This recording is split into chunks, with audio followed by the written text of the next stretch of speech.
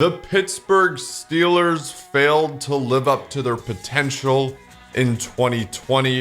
An 11-0 start was followed by a 1-4 finish to close out the regular season. And when it was time for the playoffs, they gave up nearly 50 points in a wild card exit to the Browns. Everybody knows the window is closing on the Ben Roethlisberger era in Pittsburgh, but it's not completely shut.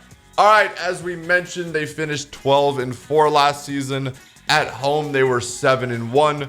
On the road, they were 5-3, and within the division, they went 4-2. Offensively, they ranked tied for 24th, putting up 334.6 yards per game. Defensively, they were third, giving up just 305.8 yards. This defensive unit in Pittsburgh has been one of the best in the NFL for the last number of years.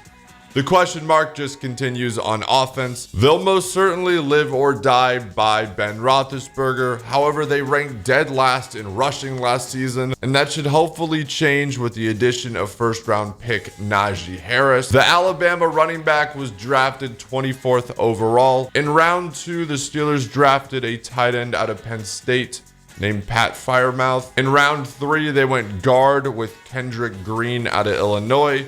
And in round 4, they went tackle with Dan Moore Jr. So just a little recap of what happened during the offseason for the Steelers. All 5 starting offensive linemen from week 1 of last season are gone. Bud Dupree is the main subtraction from the defense, now in Tennessee.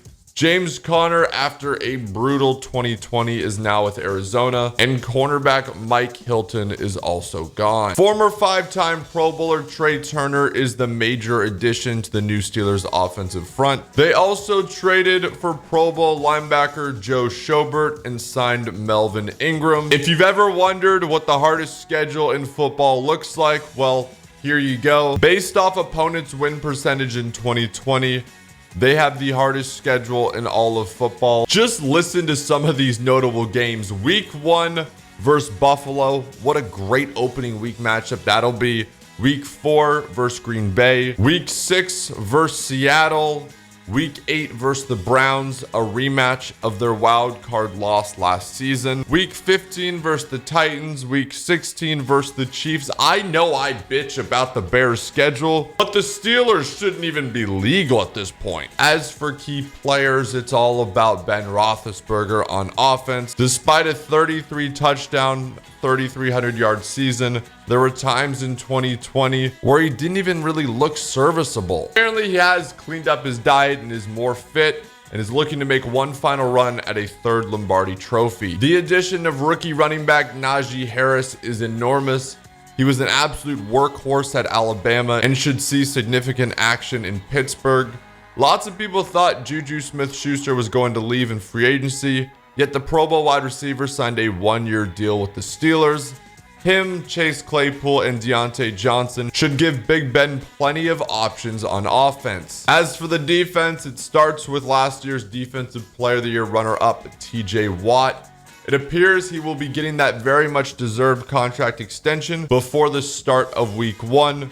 A Pro Bowler each of the last 3 seasons, Watt led the NFL with 15 sacks and 23 tackles for loss in 2020. And it's time people put more respect on Minkah Fitzpatrick, who is in a class of his own within the Steelers secondary. Honestly, maybe the best safety in all of football.